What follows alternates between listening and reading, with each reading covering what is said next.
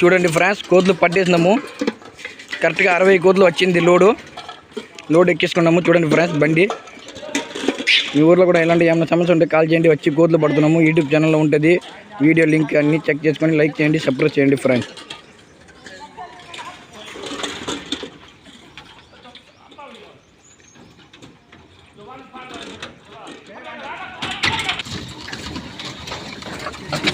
Load ఎక్కించుకున్నాము.